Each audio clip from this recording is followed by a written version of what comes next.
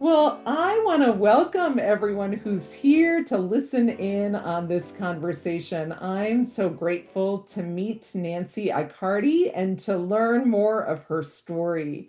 We're talking in May 27th, 2026.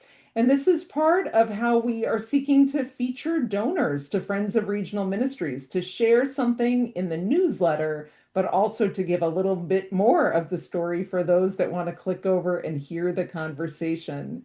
So, Nancy, I'd love for you to introduce yourself. Hello, everyone. If you knew me back then, and I'm talking somewhere between 1980, 1984, 85, you knew me as Nancy Clark with my three children, Kimberly, Jennifer, and William. And we were able to do family camp for 2 years at Grotonwood and then 2 years at Oceanwood through scholarships. So we did not pay a cent for the actual family camp. My mom would take my two brothers and I to church from time to time, but not all the time. And when my own children came along, and it was looking like my marriage was not going to last, I said, okay, I need to build a foundation with my children. So we joined a church, and they came every week for Sunday school. And from people at church, every once in a while, I would hear the word tithe. What is tithe? What is tithing? Didn't think too much of it. And then at the time, we had a husband and wife team for our ministers, and they spoke of Grotonwood and Oceanwood and said, why don't you apply for scholarship for you and the children to go to camp? So it might have been around this time that I started little by little tithing, and it wasn't much to begin with. Their father never really paid support, so I found different ways to, well, not supplement income, but just have income. So I did daycare. I typed college papers for a neighbor on an old manual typewriter until I could save up for an electric Selectric typewriter. Then I could really bang out his papers. But we managed to get through. And little by little, I started tithing. And then one year I said, oh, things are tight. I don't think I can tithe anymore. So I stopped for maybe a month or two and found out that things got worse financially. And so I said, okay, Nancy, this tells you you can't outgive God. The more you give, the more God gives back to you. And so from then on, I said, okay, right off the top, no matter what I get for income, comes my God money. And all these years, I've called it my God money. Um, does it always come back as money to me? No. It comes back through very supportive friends, people who gave us rides because after I divorced their father, I did not have a car for about 7 or 8 years, but we always got where we needed to get. That was one way. Another time, and we lived on the top floor of a two-family, I heard ding, ding, ding, ding, ding, ding. Somebody was ringing the doorbell.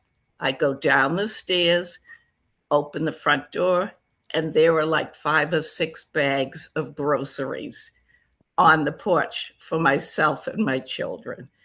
So these may not seem like much, but every time something like this happened, it increased my faith. It increased my gratitude for God and all that God would do, not only for me, but for my children. Another time, and as I said previously, money was tight. And back then, was only one bathroom for the four of us. So sometimes the only place I could get privacy or to be able to pray uninterrupted was in the bathroom. So one With time, knocks at the door, you would hear the verse, "Seek and ye shall find; knock and it will be answered." And you think, "Not yet. I need more time." including my oldest daughter, one time being very helpful, coming in as I'm in the shower, open the shower curtain and threw on my towel. Here, Mom, here's your towel. So Oh, bathroom time was precious time, even if I was just doing nothing. So exactly. I was in there one day and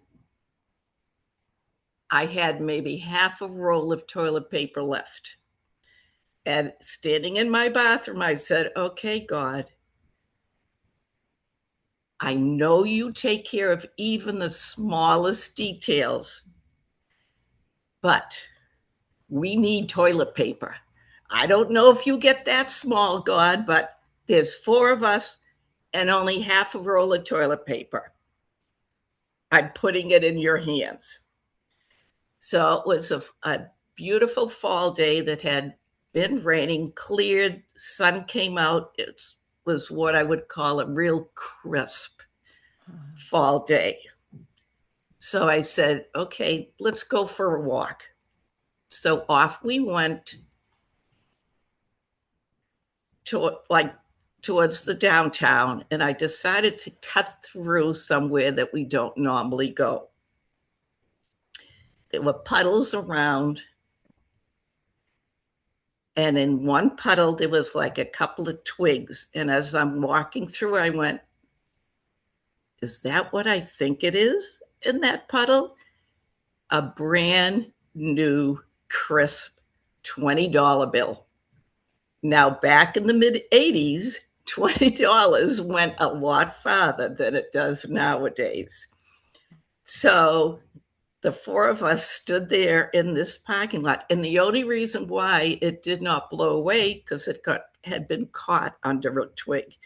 Standing in the parking lot, I went, "Okay, $2 goes back to God, Oh, and the rest we can walk down to Star Market, get toilet paper and what else we may need." So to amazing. me, that tells me that God takes care of our every need. Maybe not wants, but He takes care of our every need, including toilet paper. Oh my So goodness. that I has love become my that. favorite, I guess you could say, witness story among so many others throughout the years. But It is a witness that God would hear the prayers of a mom. And I love when you said, "I released it. I gave it over." I gave All it right, over. I've let you know there's nothing else I can do right now. That's Nothing, amazing. That story of nothing. not only God's provision, but your trust. That Yes, takes a lot. a lot, a lot. Oh, that's beautiful. Nancy, your faith is clearly very strong. And I hear that it was nurtured in part by a local church, but also tell me Yeah. about your experiences at Grotonwood and Oceanwood. How did that have an impact on your faith and your Well, relationship with your children? that was the 4 years we went to Grotonwood, to Oceanwood. Um, Meant a lot. And as I said, we did the family camp. So it wasn't just for me, it was for them also. And what I really appreciated is in the mornings, the children went to their functions, and I either could have it the morning to myself or participate in some of the adult parent activities. So, and of course, everybody is witnessing, everybody is talking about their faith. And I think in many ways, I was like a sponge to just take everything in so that I could take it home and kind of work it through and think about it later and just see, okay, does it apply to me? Does it not apply to me? And all 4 years were a really, really great experience for all of us. I mean, I never learned how to swim, so I wanted to make sure that I put my children in swim lessons way back so they would learn. And they had fun not only at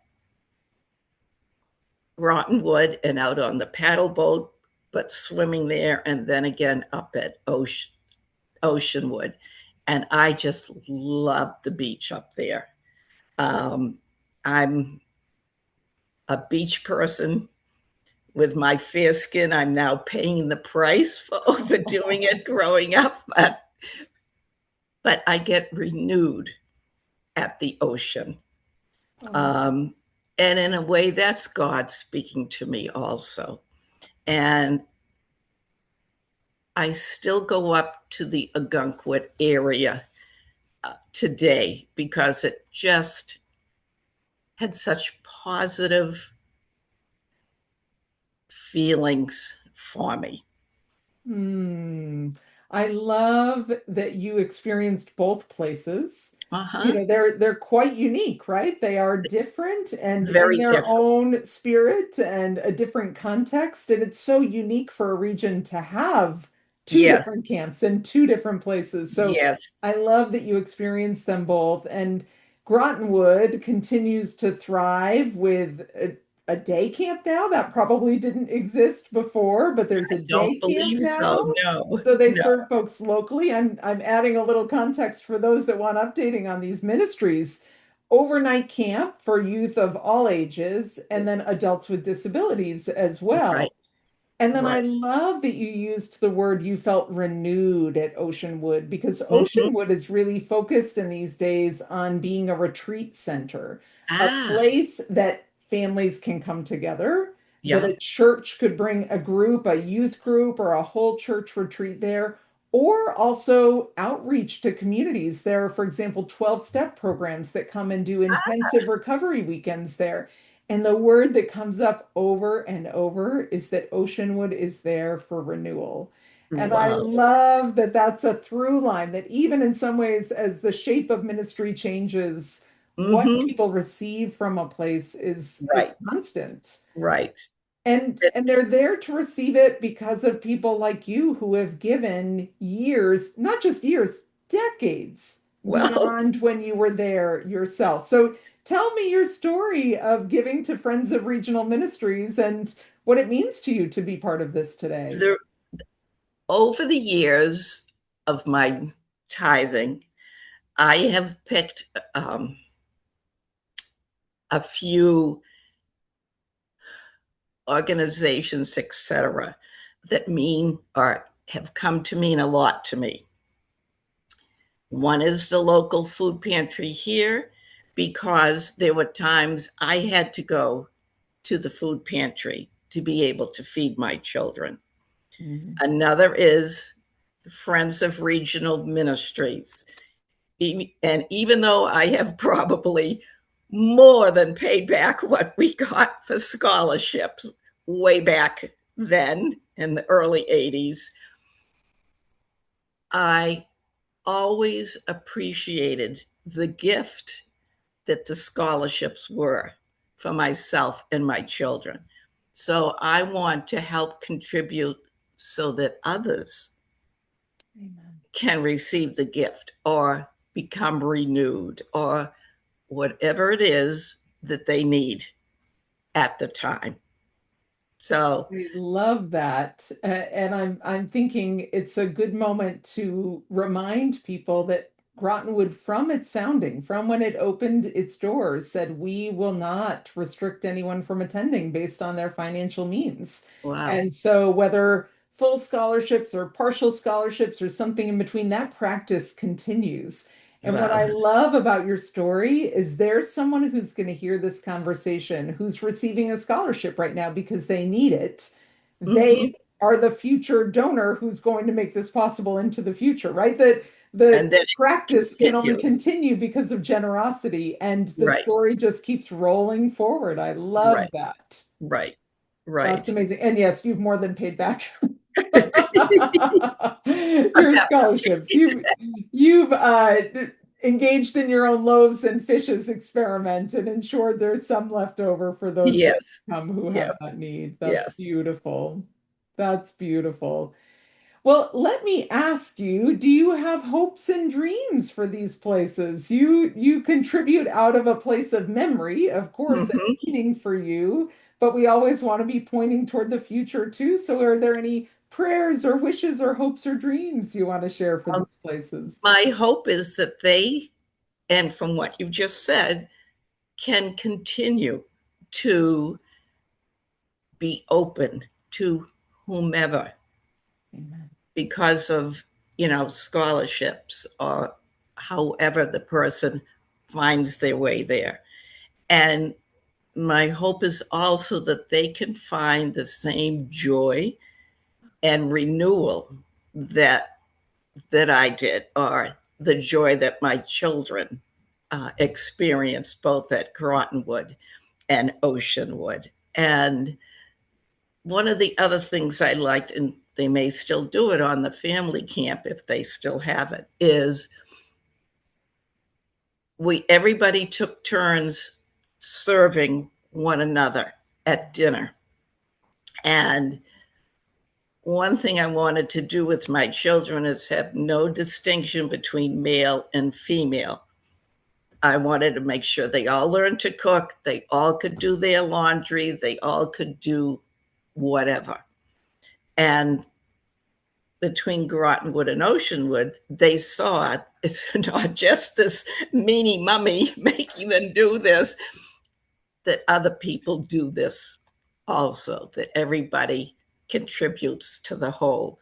So that's my hope, that through myself and other donors, Grotonwood and Oceanwood can continue to be there for everyone.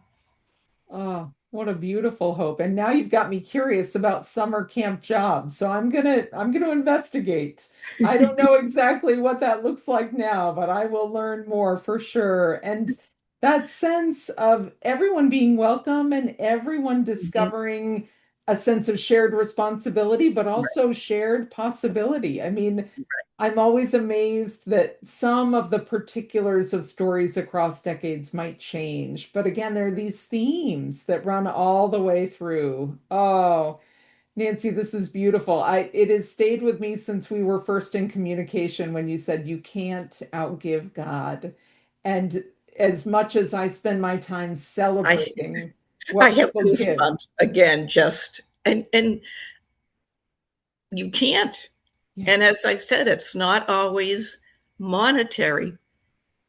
There are so many other ways that I benefit from my God.